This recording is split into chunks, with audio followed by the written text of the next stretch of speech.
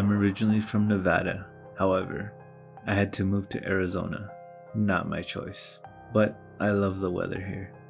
Anyways, I was initially sent to Mojave County, which then led me to Lake Havasu City. Then finally, Hualapai Mountains to solve a cold case file. Little did I know that this case would send me into early retirement. I spent a lot of time in the bars all over Mojave County. I mostly went to gather information and, of course, grab a drink while I was there. I heard many stories, urban legends, and folklore. Now, I'm retired and would like to share these stories with the world. I call these Tales from the Inn.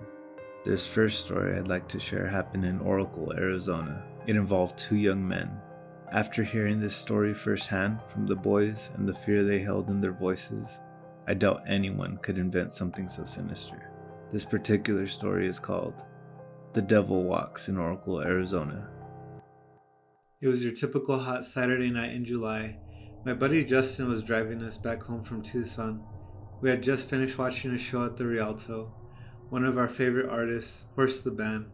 Being a junior in high school in a town where nothing exciting happens, it didn't take much to get us to Cloud 9, so we were pretty amped up. We began to head northeast on Highway 77. Oracle's climate was a lot cooler than Tucson, so Justin decided to cruise going 45 miles per hour in the 55 mile per hour zone. We began to jam out, turning the volume all the way up, blaring the song Nicky FM by Hawthorne Heights. I rolled down my window and began to scream the lyrics out. I know I'm outside of your window with my radio. I sat back in the passenger seat and began to take in the cool breeze. I closed my eyes to relax for a moment. Suddenly, my instincts kicked in. Paranoia and fear overwhelmed me. I opened my eyes and looked at Justin, but he was doing fine. He was zoned out listening to the music. Once more, I turned my head looking straight ahead, then leaned back in my seat again. I guess it was nothing. Wait, what the hell was that? I closed my eyes and I thought, was that a bum walking on the side of the road? Nah, impossible. You never see bums out here, I thought to myself. Justin excitedly shouted, Dude, there's a fucking bum walking on the side of the road. I sat up immediately after Justin verified what I just saw. The bum turned to look at us, as if he heard Justin pointing him out. As we began to pass him, he just stared at us. It was too dark to see his feet. His pants were covered in dirt, and he had a long brown coat even though it was summer. His face was blurred while passing him. It looked like he had a salt and pepper beard. Justin and I grew silent because that is something unusual in Oracle. Suddenly we heard a loud thunder, like a small explosion in the distance. Justin looked over at me with terror on his face. He asked, Do you think he shot himself? My mind began to wander. What if he shot at us? My palms instantly got sweaty and my heart began to race. We lowered the music, but Justin began to drive faster. Dude, slow down. You're speeding out, I said. Justin looked at me and snarled. Yeah, you dumbass. I think that guy had a gun or something. Plus, if a cop pulls me over, we could tell him what we just saw. We both settled back down as he drove past the town of Oracle. I thought the worst was over, but I was wrong. We hadn't seen anything yet. Just as we passed the mile marker 101, that's when Justin broke the silence and said, in a very serious tone, You know what? I can't help but feel completely guilty right now. I looked over at Justin with an eyebrow raised. Why on earth do you feel guilty at a time like this? Justin deliberately looked over at me and slowly explained, Because I didn't offer your dad a ride back there. We burst into laughter. The joke had caught me off guard. I really wasn't expecting him to joke at a time like this, but it's what I needed. I was so tense. I needed to get over what happened earlier. Man, fuck you. I yelled. My dad ain't some bum-ass loser. We both began to laugh hysterically. A yell from outside the car began to drown out our laughter. We leaned forward and saw it was the bum from earlier. He was on the side of the road again, and we didn't even notice him. He lunged at the car towards us. With no time to react, the car drove right over him. I yelped, Fuck, man! What the actual fuck? Justin first slammed on the brakes, but changed his mind and began to hit the gas, not knowing what to do.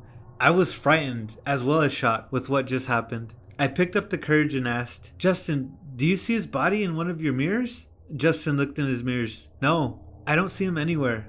But who gives a shit? Let's get the fuck out of here, was his response. I just killed a man with my damn car. I'm way too young to just rot away in prison for the rest of my life. And how the fuck did he go from walking way back there and then instantly end up in front of us again? None of this makes sense. I'm freaking out and I want to get the hell out of here. I agreed. I know, bro, but we should really turn back to check on that guy. If anyone saw us hit him and we just drove away like this, we're both in deep shit. Justin began to slow down and pull over. He put the vehicle in park. He mumbled, "Okay, if you're so worried about that guy, get out and walk back there and check on him, because I'm not going back. I don't want to see a dead body that I put in the road." I offered another suggestion. How's about you turn around and drive past it, and I'll keep an eye out for the body, and you just keep your eyes on the road. After that, we can flip a bitch back and get out of here. I'll just need to see if he's alright. Justin looked at me and rolled his eyes. I hate you, bro, but my curiosity is so eager to see this dead body. I really don't want to turn back, but I guess I'll do this. As soon as we verify I hit him, we're out of here, okay?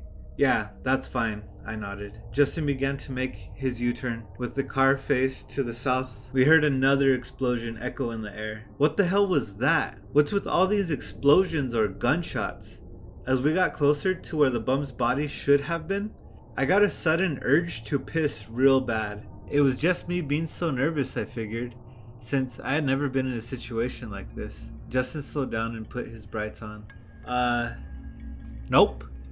There's nobody. There's nothing. Not even blood or a shoe. Fine then. Fuck it.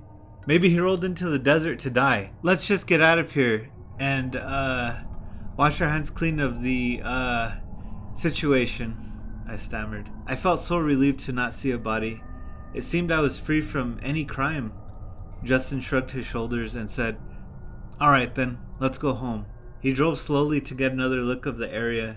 He shined his brights into the desert, searching where he might have rolled, but saw nothing. Just as I thought we were home free, the nightmare revealed itself once more. The lights of the car came across a huge wood plank standing straight up from the ground. Chills went from my arms straight down my back. I remembered thinking, we definitely didn't drive past this earlier. Justin stuck his head out the window to get a better look. He blurted out, "Oh my god, it's a huge wooden cross. And there's a man nailed to it." I was closer to the cross, and I really didn't want to look because I didn't want anything to grab for me. But a part of me wanted to see what Justin was hypnotized by. I cautiously stuck my head out. The first thing I saw were some shiny black dress shoes. Above those were black dress pants. After came a nice tuxedo top. Seeing someone nailed to a cross that appeared in the middle of nowhere wearing a tuxedo suit was really phenomenal. But what I saw next was the part that made me want to completely jump out of the car and bolt. I found myself wishing for wings so I could escape the area, anything to get me as far away as possible.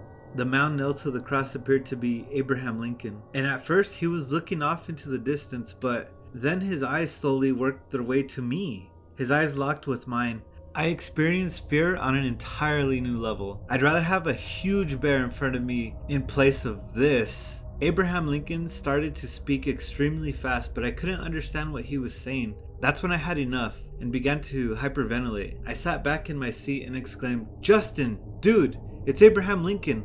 Let's get the fuck out of here."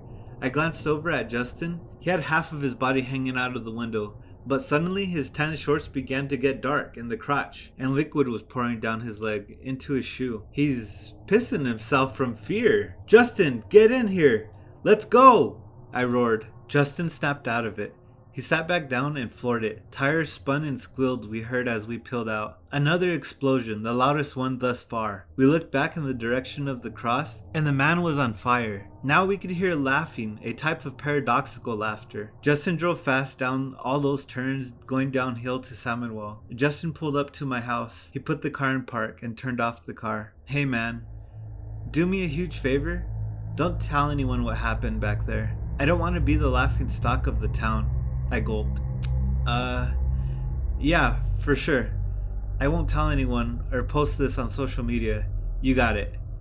Besides, who's going to believe that we saw the devil disguised as Abraham Lincoln tonight? Everyone would just laugh at me too, and I don't want to be the outcast at school. Justin smirked. Nah, like, I meant because I pissed my pants, and I know you saw. If you could not tell a soul about that, because that's pretty embarrassing to me. I chuckled. Yeah, bro. You got it. My lips are sealed. Justin covered his nose. Dude, what the hell is that smell? It stinks like shit. Honestly, I don't smell anything. It's probably a demon or something. I heard when demons are near, it stinks, so it's probably that. Demons are apparently all over the place tonight, so just go home, okay? Justin nodded his head. Yeah, alright then. Catch you later. Justin drove off. I went into my room. I couldn't sleep. I did some research on the explosions. It turns out when demons transform, there are explosive sounds, but no actual damage. I also looked up why a demon would appear to us, but I couldn't find anything on that. So I made a post on social media about the event, not including Justin's piss pants party. I asked if anyone had seen anything in the area similar to what we saw. Some people shared their stories with me. Someone mentioned an albino bull that roams in the back of Oracle. It'll apparently chase you on its hind legs if you go near a certain area of the back roads. And someone piggybacked off of that and said they think it's guarding a Indian burial ground. One of my teachers said the back area from Saddlebrook stretching out to Oracle is all haunted. He said back in the day something very nasty and wrong happened to a lot of Native Americans and their bodies were scattered all in that area. He thinks some of the spirits haven't laid to rest. But as for what Justin and I experienced, I'll probably never find my answer. And I'm okay with that. I just don't want anything like that to happen again.